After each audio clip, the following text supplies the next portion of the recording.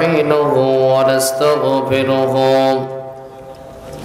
ونؤمن به ونتوكل عليه ونعوذ بالله من شرور أنفسنا ومن سيئات أعمالنا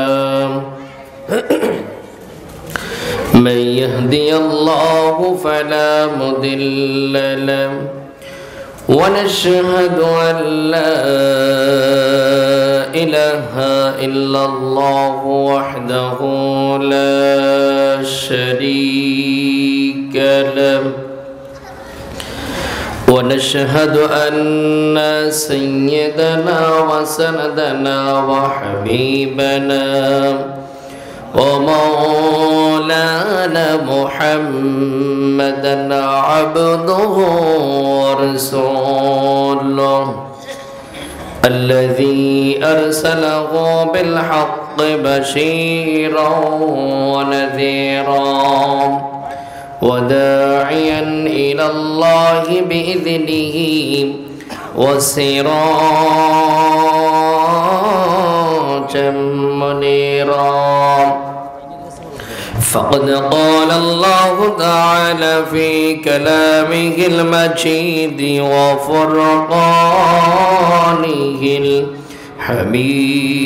الحميد أعوذ بالله من الشيطان الرجيم সকলে জবান খুলে পুরুষসিত কণ্ঠে আওয়াজ দিয়ে পড়েন আউযু বিল্লাহি মিনাশ শাইতানির রাজীম বিসমিল্লাহির রহমানির রহিম মা سلككم في سقر قالوا لم نك من المصلين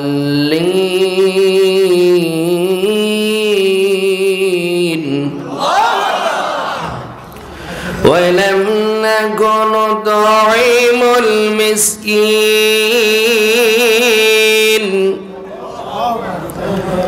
قالوا لم نك من المصلين ولم نك نطعم المسكين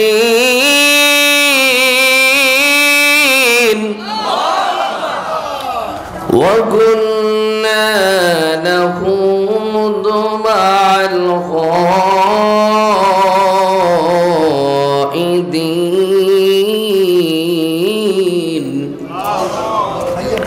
وكنا نكذب بيوم الدين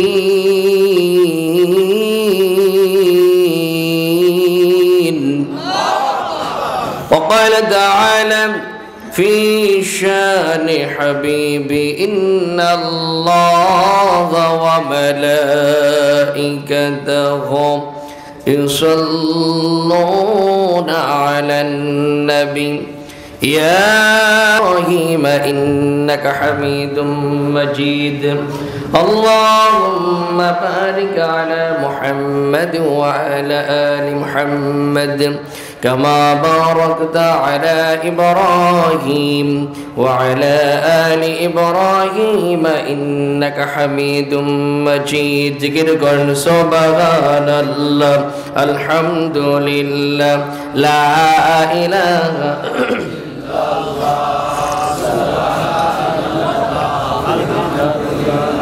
لا إله ফুলে ফুলে রাঙানো ইমানের পথ এই পথ সীমাহীন মরময় ফুলে ফুলে রাঙানো ইমানের পথ এই পথ সীমাহীন মরময় ত্যাগের বিনিময়ে দূরে যেতে হয় ত্যাগের বিনিময় জুড়ে যেতে হয়, পুরি পুরি মুমিনেরা খাঁটি হয়। লা ইলাহা আর জোরে লা ইলাহা ইল্লাল্লাহ সুবহানাল্লাহ আলহামদুলিল্লাহ লা ইলাহা ইল্লাল্লাহ লা ইলাহা ইল্লাল্লাহ মুহাম্মাদুর রাসূলুল্লাহ সাল্লাল্লাহু আলাইহি ওয়াসাল্লাম। আলহামদুলিল্লাহ আলহামদুলিল্লাহি রাব্বিল আলামিন ওয়াসসালাতু ওয়াসসালামু আলা রাসূলিল কারীম।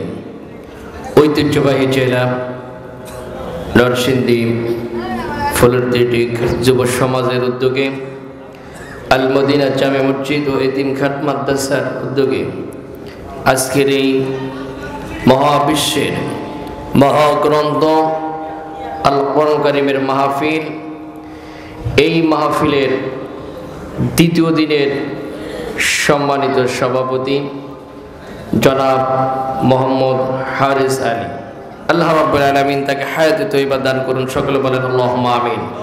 আর জোরে বলেন আল্লাহুম্মা আমিন।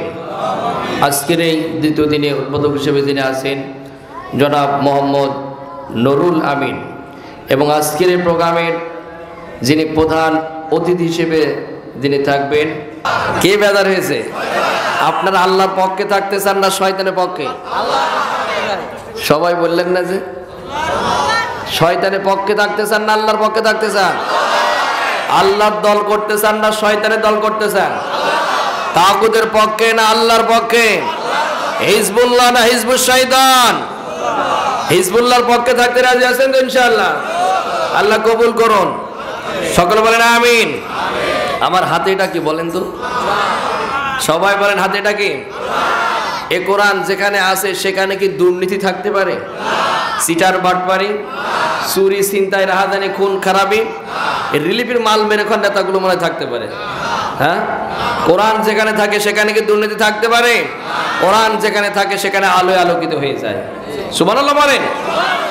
আল্লাহ রাব্বুল আলামিন সূরা ইব্রাহিমের প্রথম নম্বর আয়াতে জানিয়ে দিলেন, আলিফ লাম রা কিতাবুন আনজালনাহু ইলাইকা লিতুখরিজান নাসা মিনাজ যুলুমাতি ইলান নূর। জোরে বলেন আল্লাহু আকবার। আল্লাহ রাব্বুল আলামিন বলেন আলিফ লাম রা, এটা হলো হরফে মুকাত্তাজ। ওয়াল্লাহু আ'লামু বিমুরাদিহি কিতাবুন আনজালনাহু ইলাইক, ও নবী আপনার উপরে আমি একটা কিতাব নাজিল করলাম, সেই কিতাবের নাম কি? আরো জোরে বলেন, সেই কিতাবের নাম কি? ও নবী আপনার সমাজের ভিতরে অজ্ঞতা আছে, অন্ধকার আছে, আপনার সমাজের ভিতরে সুদ আছে, ঘুষ আছে, জিনাখোর আছে, নারীখোর আছে, ডাইলখোর আছে, মদখোর আছে, গাঁজাখোর আছে, ইয়াবাখোর আছে, বাবাখোর আছে। এগুলো কি বন্ধ করতে হবে নিজেদের বানানো আইন দিয়ে? কথা কয় না কেন? ও নবী আপনার সমাজের ভিতরে যে অজ্ঞতা আছে, অন্ধকার আছে, এগুলো বন্ধ করতে হলে বাবার আইন দিয়ে হবে না, চাচার আইন দিয়ে হবে না, বুবুর আইন দিয়ে হবে না। আইনটা লাগবে কার? আরো জোরে বলেন, আইনটা লাগবে কার? ও নবী আপনার সমাজের ভিতরে যে 2 নম্বর যা আছে, অর্থাৎ এখানে আলেম ওলামা বসে আছে, জুলুমাত শব্দের অর্থ এক কথায় বোঝানো হয়েছে 2 নম্বর রাস্তায় যা আছে সবগুলোকে জুলুমাত শব্দ দ্বারাই বোঝানো হয়েছে। ও নবী এই জুলুমাত দূর করতে হলে আল্লাহর আইন যখন সমাজে, পরিবারে, রাষ্ট্রে যখন পরিচালনা শুরু হয়ে যাবে, আল্লাহর আইন যখন প্রতিষ্ঠিত হয়ে যাবে, ও নবী তুমি দেখতে পাবা মিনাজ যুলুমাতি ইলান নূর, জুলুমাত ডিলেট হতে থাকবে, আর গোটা সমাজ, গোটা রাষ্ট্র আলোয় আলোকিত করে দেবেন তিনি কি? আরো যারা বলেন তিনি কে? আপনারা কি চান যে আল্লাহর আইন দিয়ে সমাজ, রাষ্ট্র পরিচালিত হোক? ইনশাআল্লাহ বলেন না কেন? কারা কারা চান? 2 হাত তুলে মান রবকে দেখেন না।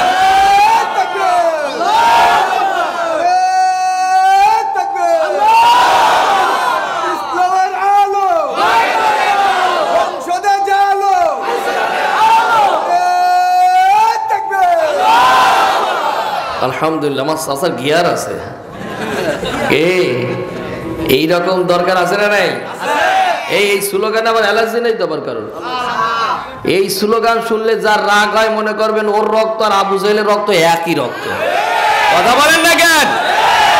ওর রক্ত আর টাটকা ফিরাউনের রক্ত একই রক্ত। আল্লাহর কোরআন যার ভালো লাগে না, রাসূলের আদর্শ যার ভালো লাগে না, নারায়ে তাকবীর স্লোগান যার ভালো লাগে না, মনে করবেন ওর রক্ত ওয়ালিদ ইবনে মুগীরার বেজন্ম রক্ত একই রক্ত।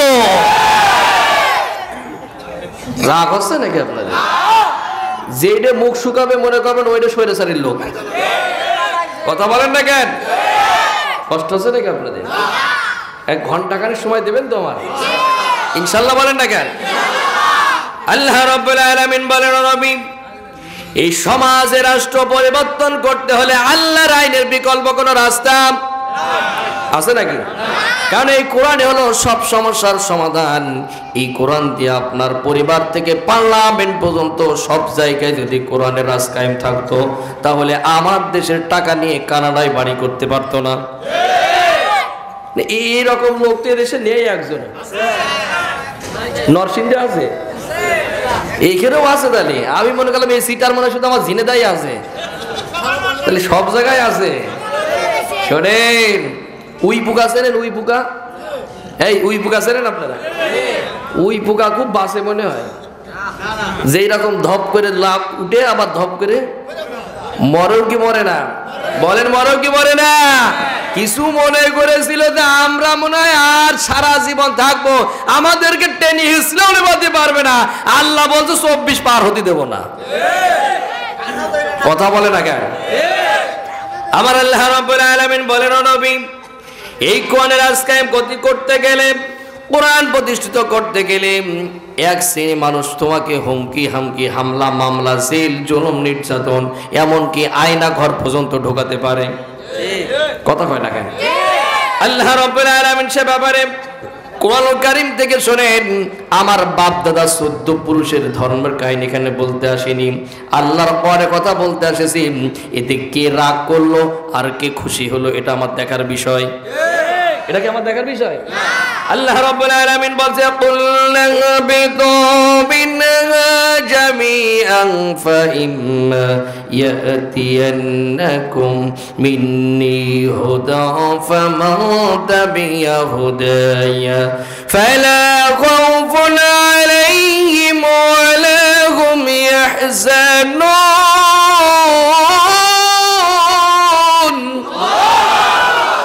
আল্লাহ রাব্বুল আলামিন বলেন, নবী এই তাওহীদের কথা বলতে গেলে, এই রিসালাতের কথা বলতে গেলে, এক আল্লাহর গোলামের কথা বলতে গেলে, যখনই বলবা জমিন যার আইন চলবে, এই কথা বলতে গেলে এক শ্রেণী পক্ষ তোমাকে বাধা দেবে, হুমকি হামকি, হামলা মামলা, জেল জুলুম, নির্যাতন দেবে। যদি তুমি সীসা ঢালা প্যাসিরের মতো তুমি দাঁড়িয়ে থাকতে পারো, যদি তুমি মাথা উঁচু করে দাঁড়িয়ে থাকতে পারো, আল্লাহ রাব্বুল আলামিন বলেন, নবী ভয় পাওয়ার কোনো কারণ নাই, টেনশন করার কোনো কারণ নাই। ফালা খাউফুন আলাইহিম ওয়ালা হুম ইয়াহজানুন। আল্লাহ পাক ভয় বলেন ভয় পাওয়ার কোনো কারণ নাই, টেনশন করার কারণ নাই। আল্লাহ পাক বলেন তোমার রব তোমার সাথে আছে। আল্লাহ যদি আমাদের সাথে থাকে আমাদের ভয় পাওয়ার কোনো কারণ আছে? বলেন না কেন? ভয় পাওয়ার কোনো কারণ আছে? আমার আল্লাহ রাব্বুল আলামিন আর এক জায়গায় কোরআনুল কারীমে বলেন, ওয়া কানা হাক্কান আলাইনা নাসরুল মুমিনিন।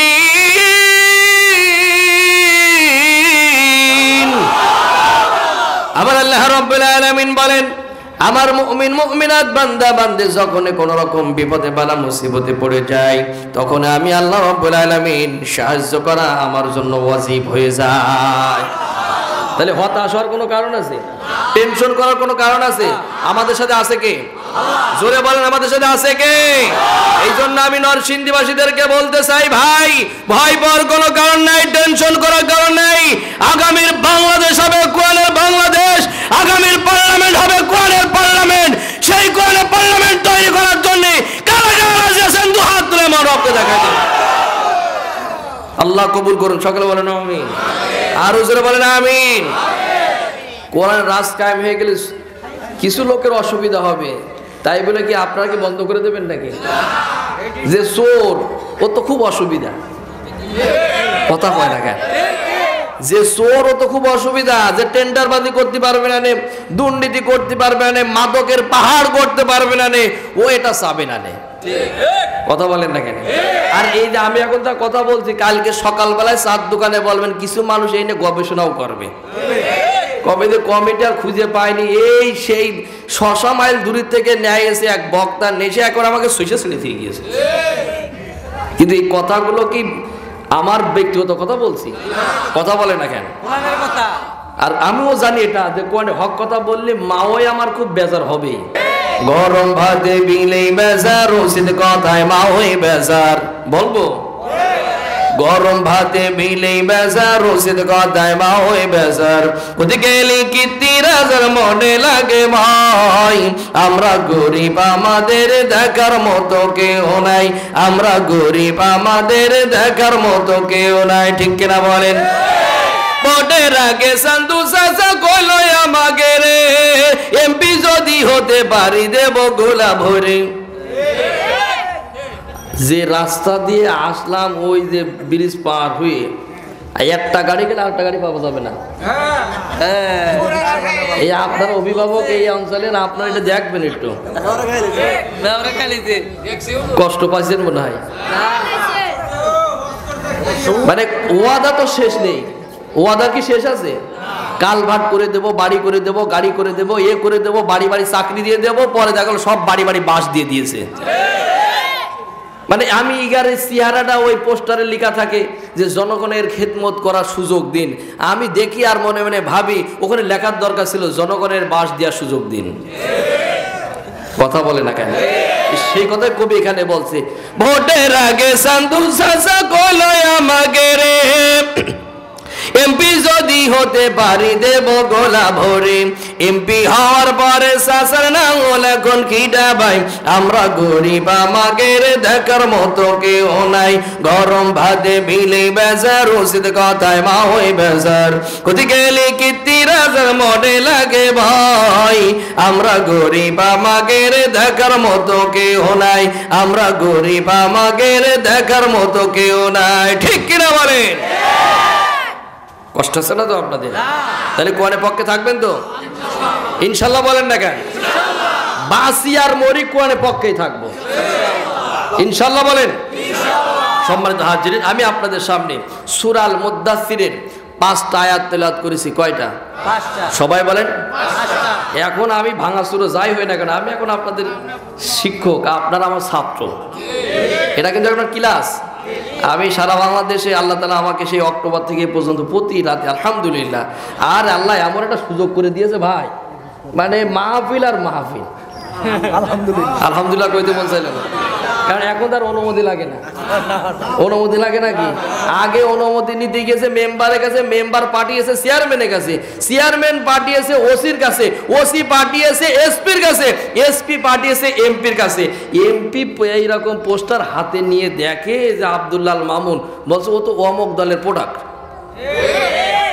বলছে মাহফিল হবে হবে আল্লাহর কোরআনে কথা বলবো, তাও বলছে অমুক দলের প্রোডাক্ট। কথা কয় না কেন? আল্লাহ তাআলা তো এই ছাত্র আন্দোলনে আল্লাহর রহমতে স্বৈরাচারী বিদায় নেওয়ার পরে এখন তো প্রতি গ্রামে গ্রামে মাহফিল। আল্লাহু আকবার। আমরা এটাই চাই। কথা বলে না কেন? এটাতে চাই আগামীর বাংলাদেশটা আমরা একটা দুর্নীতি মুক্ত বাংলাদেশ চাই। আগামীর একটা বাংলাদেশ চাই যেখানে কোনো বৈষম্য থাকবে না, যেখানে কোনো ভেদাভেদ থাকবে না, যেখানে কোনো অফিস আদালতে ঘুষ চাইবে না। এইরকম একটা বাংলাদেশ আমরা চাই। আপনাদের সহযোগিতা ছাড়া তার সম্ভব না। কথা বলেন না কেন? আপনারা এমন কাউকে পাঠাবেন না যারা সারা রাত মাল খেয়ে ওই পিলারের সাথে ধাক্কা খেয়ে কয় ভাই আর কতক্ষণ দাঁড়িয়ে থাকবেন।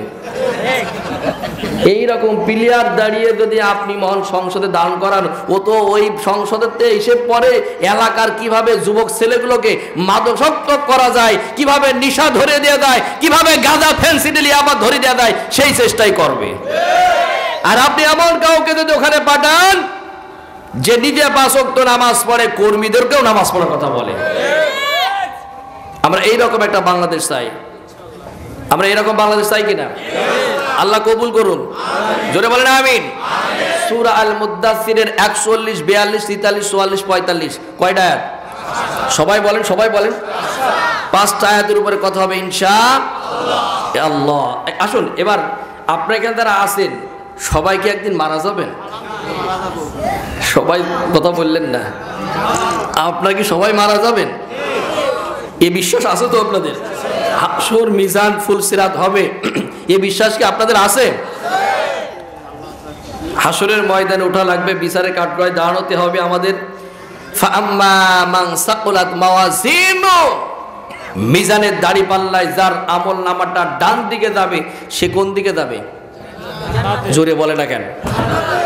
আল্লাহ রাব্বুল আলামিন বলেন فأما من ثقلت موازينه فهو في عيشة راضية জোরে বলেন আল্লাহু আকবার।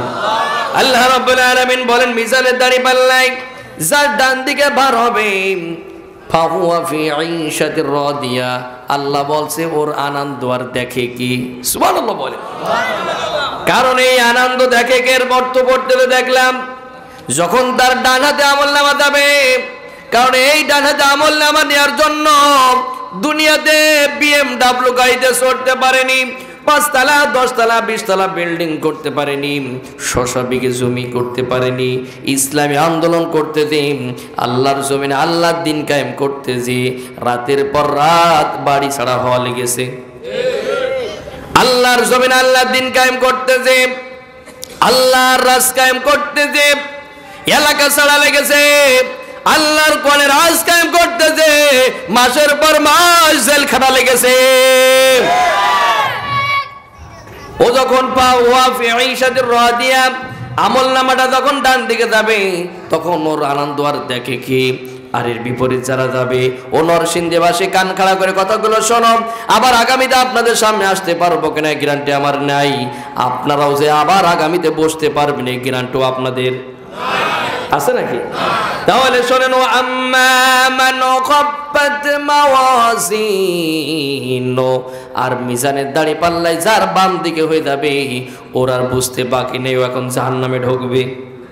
এখানে আপনারা যারা আসছেন এই আরামের ঘুম হারাম করে দিয়ে জান্নাতে যাওয়ার জন্য না জাহান্নামে যাওয়ার জন্য? সবাই বলেন জান্নাত না জাহান্নাম?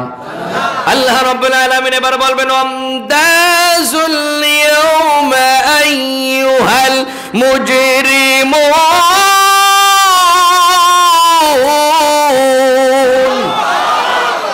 আল্লাহ রাব্বুল আলামিন বলবে দুভাগ হয়ে দাও, জান্নাতে যারা যাবে জান্নাতের দিকে দৌড়াও। ওয়াসিকাল্লাযীনা ইত্তাকাউ রাব্বাহুম ইলাল জান্নাতি যুমারা। আল্লাহু আকবার। জান্নাতে যারা যাবে জান্নাতের দিকে যাও। ওয়াসিকাল্লাযীনা কাফারু ইলা জাহান্নামা যুমারা, আর জাহান্নামে যারা যাবে জাহান্নামের দিকে হাঁকাও। আল্লাহু আকবার বলেন। দল হলো কয়টা? জোরে বলেন, সরষে বলেন। দুনিয়াতেও দল কয়টা? একটা হলো আল্লাহর দল আর একটা হলো, জোরে বলেন না কেন? ওই জায়গায়ও দল কয়টা? একটা হলো জান্নাত আর একটা জাহান্নাম। এবার আসেন জান্নাত কয়টা? 8টা জান্নাত একটা কত না কেন? জান্নাত এই তো, এই ছেলেটা ভালো কথা। এর স্তর দরজা হলো 8টা। সুবহানাল্লাহ কইতে মন চাইল, বলেন হুজুর নতুন ওয়াজ। জান্নাত কয়টা? একটা। এর স্তর দরজা 8টা। জাহান্নাম কয়টা? একটা। এর স্তর দরজা 7টা। এখন আপনারা বলবেন যে এতদিন তো যা শুনছি তা নতুন কথা। এটা নতুন কথা না, এটা পুরাতন কথা। আমরা বোঝার বলে এইগুলো বলি। আর একটু ভালো করে বোঝায় আপনাদের। আপনাদের কি মসজিদ? মসজিদ। এই মসজিদে আমার এক চাচা নামাজ পড়েছে, 5 ওয়াক্ত নামাজ পড়েছে, সৎ কাজ করেছে। ওই ব্যক্তি মারা গেলে ওর যে জান্নাত, আর একজন মানুষ 5 ওয়াক্ত নামাজ পড়েছে, সৎ কাজ করেছে, আল্লাহর জমিনে আল্লাহর দিন কায়েম করতে জীবন পর্যন্ত বিলিয়ে দিয়েছে, ওই ব্যক্তি জান্নাত। আর এই ব্যক্তি জান্নাত কি এক হবে? First class, second class, third class, fourth class, 5 class আছে না নাই? জোরে বলেন আছে না নাই? তার মানে জান্নাত একটা, ওর স্তর ভাগ আছে। সুবহানাল্লাহ বলেন। এবার আপনাদের এলাকায় পেঁপে চোর, লাউ চোর, পটল চোর, বেগুন চোর, সিম চোর আছে না? ওই চোরের ধরার পরে আমার ভাইরাতে বিচার করে, আর যে মানুষ খুন করেছে ওর বিচার কি এক হবে? এই তাল চোর, বেগুন চোর, পটল চোর, উস্তের চোর এক সপ্তাহের মামলাও না, ও কোর্টে উঠার আগেই তো জামিন হয়ে যায়। কথা কয় না কেন? আর যে মানুষ খুন করেছে ওর হয় যাবজ্জীবন জেল, না হলে ফাঁসি। কথা বলে না কেন? তাহলে জাহান্নামে ওখানে স্তর ভাগ আছে, আপনার আমলের উপর ভিত্তি করে স্তর ভাগ করে দেওয়া হবে। তো এই যে ওখানে 8টা স্তর, এখানে জাহান্নামে কয়টা স্তর? এই ওয়াজ শুনছেন না ঘুমোচ্ছেন? ওয়াজ শুনছেন তো? আমার ওয়াজে পেলে তো ঘুমায়েন না ভাই। স্তর কয়টা? জান্নাতে কয়টা? জোরে বলেন। জাহান্নামে স্তর কয়টা? এই 7টা স্তরের ভিতরে একটা স্তরের নাম হলো সাকর। কি বলেন? সবাই বলেন, সবাই বলেন সাকর। এই সাকর নামক স্তরে কারা কারা যাবে, কোন কোন শ্রেণীর মানুষ যাবে? আসেন তো দেখা যাক এই কোন কোন শ্রেণীর মানুষ এর ভিতরে আমি আপনি পড়ি কিনা। এখন পড়ে গেলি তো আজকে তওবা করা লাগবে। বাপ পারবেন তো ইনশাআল্লাহ? জোরে বলেন ইনশাআল্লাহ। যখনই এই জাহান্নামীরা এই সাকর নামক স্তরে যখন এসে যাবে, মা সালাকাকুম ফি সাকর, এটা একটা প্রশ্নবোধক শব্দ। What is the cause? কোন কারণে তুমি এখানে আসলে? ফেরেশতারা বলবে, ওই গেটে যে ফেরেশতারা থাকবে, ফেরেশতারা বলবে, মা সালাকাকুম ফি সাকর, কোন কারণে তুমি এখানে আসলে? তোমরা কি জানো না জাহান্নাম একটা কষ্টের জায়গা? জাহান্নাম কি সুখের জায়গা? জোরে বলেন না কেন? আমার আল্লাহ রাব্বুল আলামিন কোরআন কারিমে বলেন, ইন্না জাহান্নামা কানাত মিরসাদা লিত্তাগিনা মাআবাল লাবিসিনা ফিহা আহকাবা লা ইয়াযুকুনা ফিহা বারদান ওয়ালা শারাবা। ফেরেশতারা বলবে, তোমরা কি জানো না জাহান্নাম একটা ফাঁদ? ওই ফাঁদে পড়বে যারা কাঁটাযুক্ত খাবার, ডাস্টবিনের খাবার, রক্ত, পুষ, এই খাবারগুলো দেওয়া হবে। উত্তপ্ত গরম পানি খাবার দেওয়া হবে। আমার নরসিংদী ভাইদেরকে বলবো, আপনার সামনে যদি 1 প্লেট যদি পুষ দেওয়া হয়, আপনি কি খাবেন? যদি ওর মাথার তার কাটা যদি না থাকে, ও দেখা মাত্র বমি করবে। কথা বলে না কেন? এই খাবারগুলো জাহান্নামে যারা ঢোকবে, যারা খেতে দেবে তাদের, জাহান্নামে ঢোকবে যারা কাঁটাযুক্ত খাবার, ডাস্টবিনের খাবার, রক্ত, পুষ, এই খাবারগুলো দেবে। ফেরেশতারা বলবে, তোমরা কি জানতে না তোমাদের কাছে কি আলাম ইয়াতিকুম রাসূলুম মিনকুম ইয়াতলু আলাইকুম আয়াতি, তোমাদের কাছে কি কোনো নবী রাসূল যায়নি? তোমাদের কাছে কি কোনো আলেম ওলামা যায়নি? তোমাদেরকে এই কোরআন থেকে কথাগুলো শোনায়নি? তখন তারা বলবে, ক্বালু বালা, হ্যাঁ বলেছিল, আমরা শুনেছিলাম, আর এই কান্দে ঢোকাইছি আর ওই কান্দে বের করেছি। এই চরিত্র লোক তো এই নরসিংদী জেলায় একজনও নেই। আছে আছে? জোরে বলেন আছে আছে। ওরা বলবে যে আমরা হ্যাঁ শুনেছি, কিন্তু এই কান্দে ঢুকাইছে আর ও কান্দে বের করেছি। এবার ফেরেশতারা বলবে, ঠিক আছে বুঝলাম, তা কোন কোন কারণে এখানে আসলে? ওরা সেদিন বলবে যে 4টে কারণে আমরা এই সাকর নামক স্তরে আসলাম। কয়টা? সবাই বলেন, জোর হলো না। 4টে কারণে। 1 নম্বর কারণ তারা বলবে, এবার শোনো, قالوا لم نك من المصلين।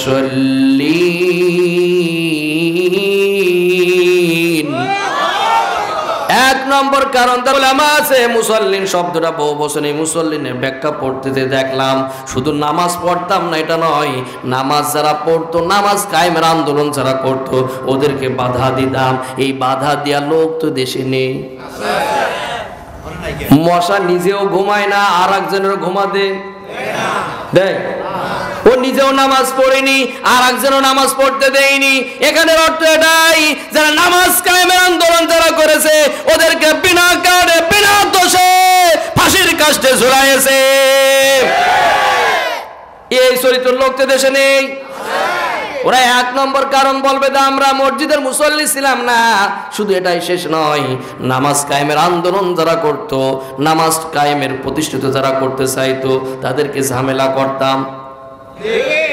আপনি মনে করছেন 5 ওয়াক্ত নামাজ, ফজর, জোহর, আসর, মাগরিব, ইশা, এটা নামাজ কায়েম না, এটা একটা অনুষ্ঠান। কথা বলে না কেন? এটা একটা অনুষ্ঠান। এই যে আমরা এখন যে প্রোগ্রামটা করছি, এটা একটা অনুষ্ঠান করছি। এই যে গতকালকের আগের দিন পর্যন্ত এটা অনুষ্ঠান ছিল না, ওটা তখন ছিল কায়েম। আমার কথা বুঝেননি মনে হয়? এটা যতক্ষণ না পর্যন্ত এই লাইটিং মাইকিং প্রচার পোস্টারিং যতক্ষণ না পর্যন্ত হয়েছে ততক্ষণ পর্যন্ত কি এই মাহফিল হয়েছে? ওই যে যতক্ষণ পর্যন্ত আপনি বাঁশ পুঁতেছেন, সামিয়ানা টাঙিয়েছেন, মাইকিং করেছেন, ওটা একটা কষ্ট করেছেন, পরিশ্রম করেছেন, তারপরে না অনুষ্ঠান হচ্ছে। নামাজ কায়েম করা হলো, ওটা হলো অনুষ্ঠান, নামাজ কায়েম করা। আজকে আমার সোনার বাংলাদেশে কি নামাজ কায়েম আছে? কথা বলেন না, আছে? আমরা বলি 96% মুসলমান, 92% মুসলমান, এক একজন এক এক বক্তব্য দিই। 96% মুসলমানের দেশে কি নামাজ কায়েম আছে? মহান সংসদে দাঁড়িয়ে একজন সংসদ সদস্য দাঁড়িয়ে বিগত 15-16 বছর কেউ কি বললো যে নামাজ কায়েম করা হোক?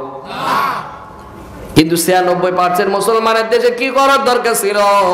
প্রথম অধিবেশনে মহান সংসদে দাঁড়িয়ে সংসদ সদস্যদের পক্ষ থেকে নিয়ে যখনই মাননীয় স্পিকার কথা বলার সুযোগ দেবে, মাননীয় স্পিকার বলবে, যখনই তাকে কথা বলার সুযোগ যখন দেওয়া হবে, মাননীয় স্পিকারকে বলবে যে মাননীয় স্পিকার, আমি মহান সংসদে দাঁড়িয়ে সংসদ সদস্যদের পক্ষ থেকে আমি একটা বিল উপস্থাপনা করলাম।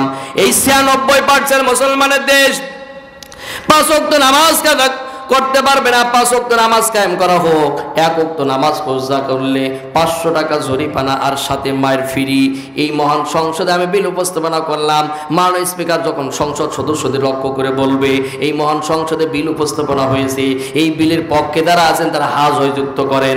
মহান সংসদে দাঁড়িয়ে যখন এই কথা বলা হবে আর সংসদের সদস্যরা যখন বলবে হাত জয়যুক্ত করা হলো, হাত জয়যুক্ত করা হলো, মাননীয় স্পিকার যখন সিগনেচার করে দিয়ে ওই মহান সংসদের চিফ যিনি আছেন ওই সংসদ সদস্য যখন সংবাদ সম্মেলন করে বলে দেবে আজ থেকে 5 ওয়াক্ত নামাজ কায়েম করা হলো, 1 ওয়াক্ত নামাজ কাজা করলে 500 টাকা জরিমানা আর সাথে মায়ের ফ্রি। আমি তো মনে করি শীতের কনকনে রাতে মসজিদে ফজরের সময় মুয়াজ্জিন ঢোকার আগে মুসল্লিরা আগে ঢুকবে। ওয়াজ সারা রাত ধরে শোনা লাগে না ভাই? ওয়াজ আপনার অল্পতে যদি না বোঝেন আমার ঝুড়ি কুদাইল দিয়ে বোঝানো ছাড়া সম্ভব না। কথা বলে না কেন? ওয়াজ করে কোনোদিন সমাজ চেঞ্জ করা যায় না। আসল জায়গা থেকে যদি আপনার রাষ্ট্র জায়গা থেকে যদি ওয়াজ না ভালো হয়, এই ওয়াজ করে লাভ হবে না। হবে নাকি? ওই জায়গাগুলো 1760 জন যদি ভালো হয়ে যায়, সোনার বাংলাদেশ অটো ভালো হয়ে যাবে। আর বাদ বাকি ওইগুলো যদি ভালো না হয়, আমরা হুজুররা ওয়াজ করেই যাব কিয়ামত পর্যন্ত। ও লোকে শুনবে, সামিয়ানা নিচের থেকে বাইরে গেলে ও যা জবর যা তা জবর।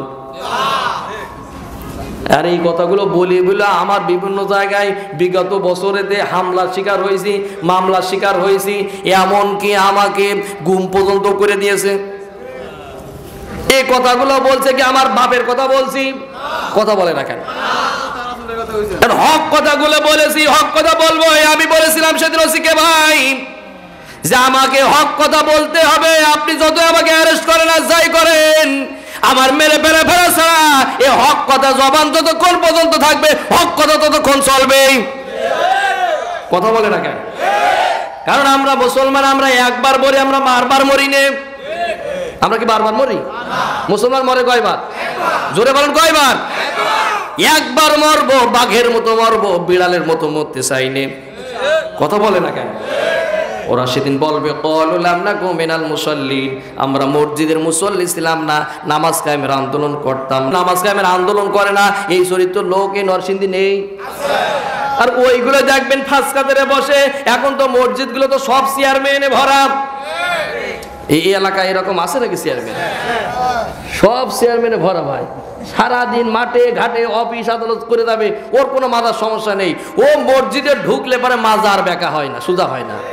তখন নিয়ে যায় মসজিদে, মসজিদের চেয়ারে বসে ঠ্যাঙের পারে ঠ্যাং তুলে ইমাম সাহেবরা বলবে হুজুর, কথা কয় না কেন? আর ওইটাই আবার দেখলাম যে দক্ষিণ পাশে বসবে আসরের সময় চেয়ারটা নিয়ে, আসরের সময় চেয়ারটা নিয়ে বসবে। কোন সমস্যা? মাসলাটা বলে দিলে পরে বলে দেবো ইনশাআল্লাহ, ইনশাআল্লাহ। না চেয়ারে বসে কোনো যদি কোনো সুযোগ নেই, চেয়ারে বসে কোনো নামাজ পড়ার সুযোগ নেই। আপনি আল্লাহর সামনে চেয়ারে বসে নামাজ পড়বেন, ইয়ার কে মারা জায়গা না। আপনি যদি দাঁড়িয়ে না পারেন বসে পড়বেন, বসে না পারলে শুয়ে পড়েন। কথা কয় না কেন? দেখলাম ওই বাটপার গুলো ওই চেয়ারটা নিয়ে দক্ষিণ পাশে বসবে। মসজিদ দক্ষিণ পাশে বোঝেন তো, বারান্দায় দক্ষিণ পাশে বসবে, ঠ্যাঙের পারে ঠ্যাং দেবে আর তসবি একটা হাতে নেবে, আর আমার মতো মৌলবি দেখবে আর দাড়ি হাসড়াবে আর কই আমাকে তো কেউ কিছু কয় না, তোমাকে তো ঝামেলা কেন? আমি বলি চাচা আমরা তো ময়না, আমরা কথা বলে এই জন্য ঝামেলা, আর তুমি কাক এই জন্য তোমার কোনো ঝামেলা নেই। কাকের বিরুদ্ধে কোনো মামলা আছে? কথা কয় না কেন? কাক আমার মা বোনদের হাঁসের বাচ্চা মুরগি বাচ্চা দেখলি বলে আসসালামু আলাইকুম। এই ফুলের দেখা এলাকার মানুষ আমার মা বোনেরা আমার ভাইদেরকে বললো, চাচাদেরকে বললাম এই কাকের জন্য আমাদের হাঁসের বাচ্চা মুরগির বাচ্চা একটাও ভালো থাকছে না, যাও নরসিংদী থানায় যাও, ওসি সাহেবরে বলো এর একটা ব্যবস্থা করুক। এই ভাইরা যখন ওসিকে বলবে, ওসি দাঁড়িয়ে বলবে ভাই বাপও চাই দোয়াও চাই, ও আমার মা বোনের হাঁসের বাচ্চা মুরগি বাচ্চা ছাড় দেয় না, তা আপনাদের তা দেবে কি করে? কথা কয় না কেন? আরে যে ময়না ও থাকে দেখবেন না আপনার অধিকাংশ বাড়ি খাসায়, ওর অপরাধ কি? ওর অপরাধ হলো কথা কয়, এই জন্য ঝামেলা। কথা বলে না কেন? ওই আমরা যে এগুলো মৌলবি আল্লাহর জমিন আল্লাহর দিন কায়েম করতে চাই, যারা আল্লাহর হুকুমত কায়েম প্রতিষ্ঠিত যারা করতে চাই, এদেরকেই ধরে ধরে জেলখানায় ঢুকাইছে। আজকে কি আর কোনো সেই সুযোগ আছে নাকি? সুযোগ আছে? শোনেন, আকাশে যখন ঘুড়ি ওড়ে না, ঘুড়ি ছিলেন ঘুড়ি ঘুড়ি, ও যখন আকাশে ওড়ে ও তো মনে করো ওর বাপের সম্পত্তি সব। কথা বলে না কেন? সন্ধ্যের সময় তখন আমার ওই যুবক ছেলে তখন ওই যে লাঠি ছিলেন তো আপনারা, লাটাই কয় তো না লাঠি কন আপনারা, এই লাটাই যখন সুতা ঘুরে গেলে ঘুরোতে যখন মাথার 2-3 হাত উপরে আসে তখন দেখবেন এদিক ওদিক করে, আমার শাশুড়ি ঠিক এদিক ওদিক করে ঠিক দিল্লি চলে যেতে হয়েছে। কথা বলে না কেন? এক নম্বর কারণ তারা বলবে আমরা মসজিদের মুসল্লি ছিলাম না, নামাজ পড়তাম না, নামাজ কায়েমের আন্দোলন করতাম না, বরঞ্চ যারা নামাজ পড়তো নামাজ কায়েমের আন্দোলন যারা করতো ওদেরকে ঝামেলা করতাম। এবার আসেন 2 নম্বর, ওয়ালাম না কোনো তুইমুল মিসকিন। 2 নম্বরটা তারা বলবে যে আমরা এতিম মিসকিনের মাল মেরে খাতাম, এতিম মিসকিনের মাল মেরে খাওয়ার লোক এ সোনার বাংলায় তো একজনও নেই।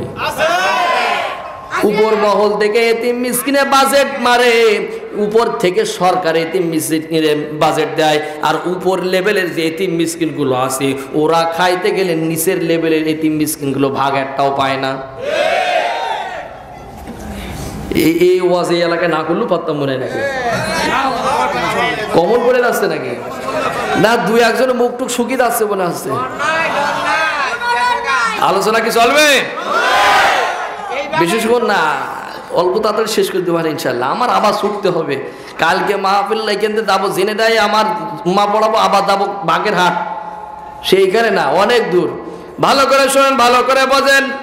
2 নম্বর দ্বারা বলবো আমরা কোনো দিমুল মিসকিন এতিম মিসকিনে মাল আমরা মেরে খাতাম, তাহলে ওরা এতিম মিসকিনে মাল মেরে খেয়েছে, ও তো গেলেন নেতাদের পক্ষ।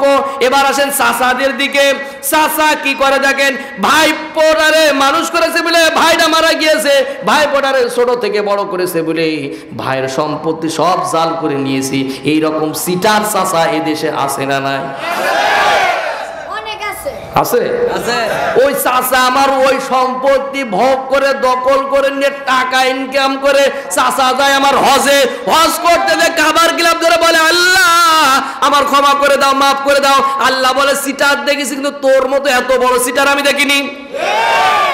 এই কাবার গিলাফ ছাড়, আগে বাড়ি যা, ভাইপোর সম্পত্তিটা বুঝে দিয়ে আয়, তারপর আমার কাবার গিলাফ ধর। কারা কারা আছেন হাত তোলেন তো তারা তারা। এই ওয়াজ কি আজকে কমন হয়ে গেল নাকি? আমি কিন্তু কারোর নাম ধরে বলছি না ভাই। গত বছর টাঙ্গাইল গোপালপুর যেখানে 200 গম্বুজের উপরে আর কি, 201 গম্বুজ না কোন জানো, টাঙ্গাইল গোপালপুর জামতলা জায়গা আমি ওয়াজ করছি। ওয়াজের 20 থেকে 25 মিনিটের মাথায় সুদের বিরুদ্ধে ওয়াজ করছি। এখন আল্লাহর কসম করে বলছি, আমি যে বাড়ি খাইছি ওই বাড়িতে সুদ করে, এটা কিন্তু আমি জানি না, এটা আমি জানি না। কারণ আমি জানলে আমার স্বচক্ষে স্বজ্ঞানে থাকলে আমি জেনে শুনে সুদের বাড়ি খাবো? কথা বলে না কেন? এখন আমি জানি না সুদ করুনি, আমি সুদের বিরুদ্ধে ওয়াজ করছি, উনিও মাঝখানে বসে আছে। ওর মাঝে হুজুর দাঁড়ান, আমাদের কি হইলো? বলছে আমি তো সুদ খাই, এলাকার লোক জানে, তা আপনি সুদের ওয়াজ করছেন কেন? আমি বলছি ভাই আপনি সুদ খান না, আমি জানি নাকি? মানে উনি পাওয়ারে আছে, পাওয়ারফুল নেতা, পাওয়ারের নেতা। ওসিরে ফোন দিয়েছি, 10 মিনিটের মাথায় দেখে ওসি সাহেব হাজির। ওসি সাহেব আমার তুলে নিয়ে চলে গেল থানায়, মাহফিল শেষ। ওসি সাহেব থানায় নিয়ে বলছে যে আপনি কি ওয়াজ করেছেন, তা আপনার এখন তুলে নিয়ে আসতে হলো। আমি বললাম তো ওয়াজ তো এই। বলছে যে আপনার কি দরকার ছিল সুদের বিরুদ্ধে ওয়াজ করার? আমি বললাম যে ভাই সুদের বিরুদ্ধে যদি ওয়াজ না করতে পারে, ঘুষের বিরুদ্ধে ওয়াজ না করতে পারি, দুর্নীতির বিরুদ্ধে যদি কথা না বলতে পারি, মাদকের বিরুদ্ধে কথা না বলতে পারি, তাহলে আমাদের মেরে ফেলেন। তখন ওসি সাহেব আমার পিঠে হাত দিয়ে, মুরব্বী মানুষ, সাবধানী মুখী, বলছে যে আব্দুল আল মামুন সাহেব দোয়া করি, থেমে থাকার দরকার নেই, চালিয়ে যান। ও নেতা মানুষ তো, এখানে অভিযোগ দিয়েছে, আমি যদি না যাই তাহলে এসপি পর্যন্ত যাবে। এই জন্য আপনার তুলে নিয়ে এসে সেভ করে দিলাম, আপনি বাসায় চলে যান। তবে সুদের বিরুদ্ধেও ওয়াজ সবসময় চালিয়ে যাবেন। আমি সেই ওসির জন্য দোয়া করি, আল্লাহ রাব্বুল আলামিন তাকে যেন ইকামতের দিনের সাথে যেন শামিল হওয়ার তৌফিক দান করে। জোরে বলেন আমিন। তা এইরকম চাচা যদি কেউ থেকে থাকেন, আমি কিন্তু ভাত খাতে খাতে কেউ কাছে কেউ আমার কইও নি, বলেও নি, কিন্তু এরকম চাচা যদি কেউ থেকে থাকেন, ভাইপো সম্পত্তি ফাঁকি দিয়েছেন, আজকে ভাইপো সম্পত্তি বুঝে দেওয়া লাগবে। তাহলে কিয়ামত পর্যন্ত নামাজ পড়বেন চাচা, ও নামাজ আল্লাহর দরবারে কবুল হবে না। শুধুমাত্র বুনির হক যারা ফাঁকি দিয়েছে ওদের ইবাদতটাই কবুল হবে। হ্যাঁ হ্যাঁ হ্যাঁ, বোনের হক ফাঁকি দেওয়ার লোক মনে হয় দেশে নেই, কথা কয় না কেন? আবার বাপও আছে সেই রকম বাপ, ভালো পজিশনে জায়গা যেইগুলো সেইগুলো সব ছেলের নামে, আর ওই খাল বিল ডুবা জমি ওইগুলো মেয়ের নামে। চাচা আমার যায় সেই সময় হজ করতে, মেয়ের কোলের পাশে ডেকে নিয়ে বলে, মা আমি হজ করতে তোর জন্য দোয়া করে দেবো, কাবার গিলাপ ধরে দোয়া করবো যে আমার মেয়েটার যেন আল্লাহ ভালো রাখে, তোর ওই জমিটা দিলাম, তোর ভাই তো আমি ওই ভালো পজিশনে তোর দিয়ে গেলাম। ও চাচা 50 বার হজ করবো, হজ আল্লাহ দরবার কবুল হবে? ওয়াজ শেষ করে দিলাম। না না, ওয়াজ কি চলবে? ভালো করে শোনেন, ভালো করে বোঝেন। দেখলাম যে ওরা আছে কিনা, কোনো আছেন আছেন এখন আপনারা? লিল্লাহি তাকবীর, আলহামদুলিল্লাহ। যে স্লোগান আপনাদের, আগামীর বাংলাদেশ কোরআনের বাংলাদেশ, আগামীর বাংলাদেশ ইসলামের বাংলাদেশ। যুবক তোমাদেরকে বলছি, তোমরা যেভাবে একবার জেগে 24-এ জেগে স্বৈরাচারী যেমন বিদায় হয়েছে, আবার যদি তোমরা কোরআনের পক্ষে থাকতে পারো, আগামীর পার্লামেন্ট কোরআনের পার্লামেন্ট হবে, এতে কোনো সন্দেহ নাই। কথা বলে ঠিক কিনা?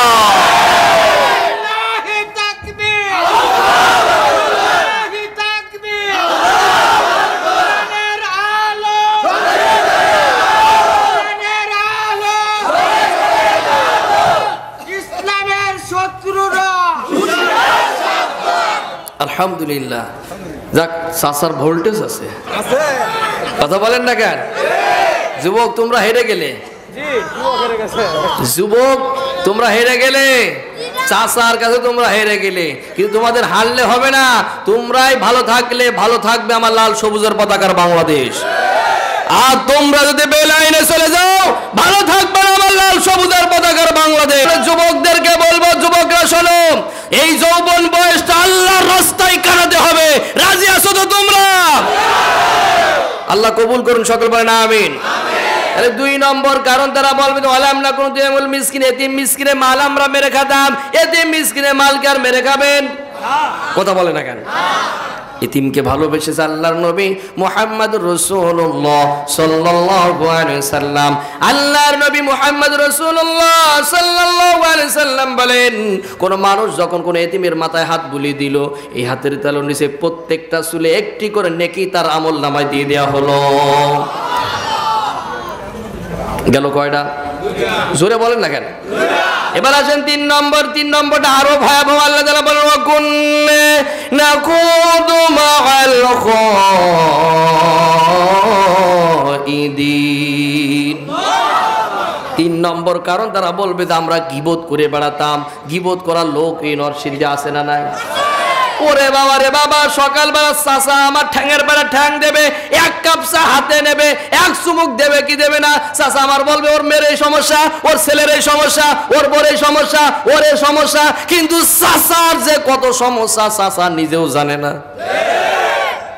এইরকম চাচাকে দেশে আছে?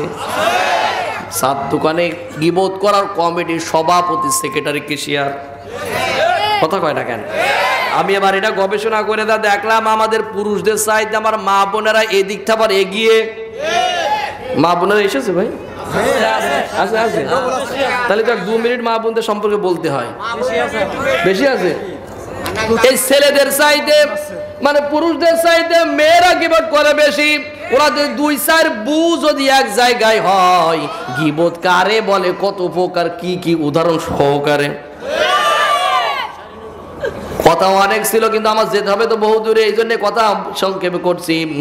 এই যে আজকে জয়েন্ট ফ্যামিলি গুলো সব আলাদা হওয়ার পিছনে কিন্তু এই গিবত করেই আলাদা হচ্ছে। কথা কয় না কেন?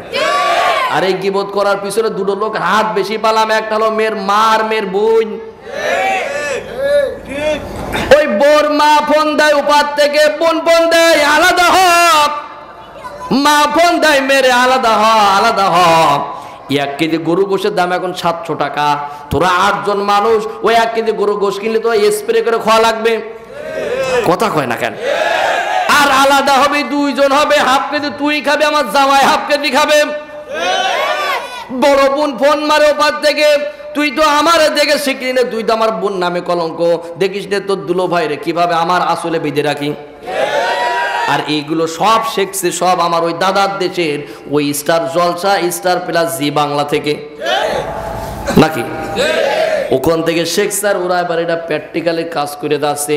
আমার মা বোনদেরকে বলবো, আমার ভাইদেরকে বলবো, গিবত করা যাবে না, গিবত করে সমাজ নষ্ট করা যাবে না।